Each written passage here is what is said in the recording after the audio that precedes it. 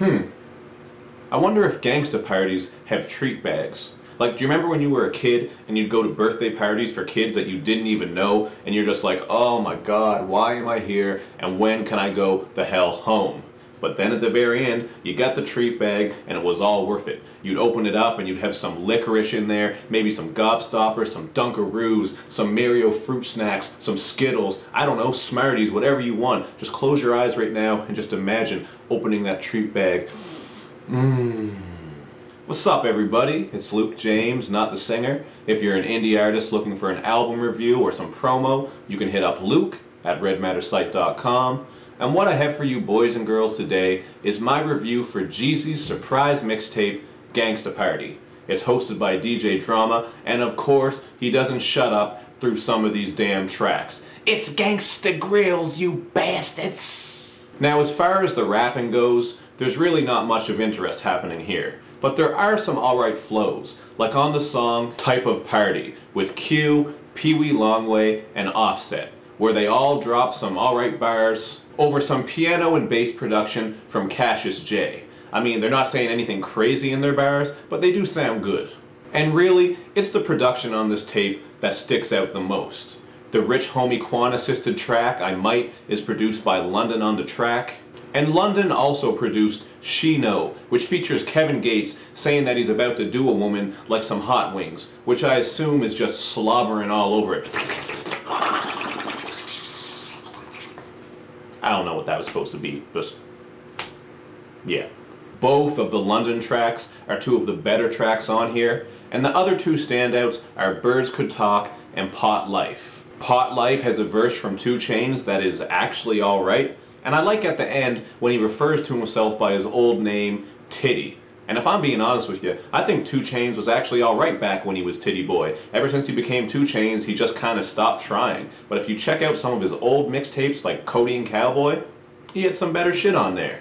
Also, Pot Life is produced by Sunny Digital, who brought some really deep rumbling bass on the production, and some very interesting switch-ups on the hook. So this was one of the better, more interesting beats on the album. Or mixtape. Birds Could Talk has Jeezy spitting about packing it and moving it, and he also says that his front yard looks like a dealership, which I assume has to do with all the cars that he has and not a bunch of wandering salesmen on his property, which would just be creepy. Would you like to buy a car? Can I help you out? This one has leather interior. Please help me feed my children. Cardo brought some really sick bass rolls to the hook on Birds Could Talk, and Birds Could Talk and With Me are the only 2 solo Jeezy tracks on this mixtape. As for With Me, it has a little bit of a West Coast sound to it, but all in all, it's a very dull and uninspired track. And that's one of the downsides to this tape. There are a lot of dull tracks on here. Everything Back with Young Dolph and Bankroll Fresh is just your run-of-the-mill track with a beat from Zaytoven that is just not very interesting or creative. And absolutely nothing sticks out about the track Bossin' Up.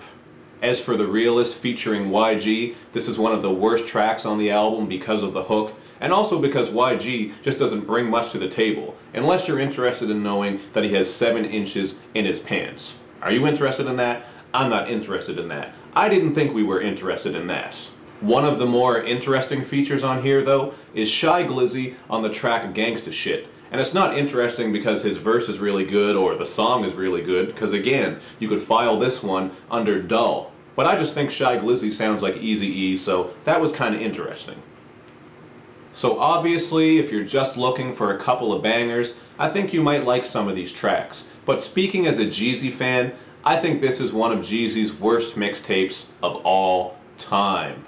A couple of the songs are alright, but there's just nothing overly memorable or interesting happening on this tape. And at only 10 tracks long, it's a bit of a bore to listen to, which to me is crazy. Like, if you're going to make 10 tracks on a tape, an EP, an album, whatever you want to call it, why can't they all be fire? 10 tracks really isn't a whole lot. You shouldn't have any filler or dull shit happening on such a short project. But we don't live in a perfect world, so I give this one a 2.5 out of 5. But that's just what I thought about it. You guys hit me up in the comment section to let me know what you think. And as usual, do all that other good YouTube and social media stuff. where you like my videos, you share them, you follow me on Twitter, you retweet the videos, and you especially subscribe to my channel. That's the one that helps me out the most. Thank you for watching and supporting the channel, you guys and girls. I'll see you next time.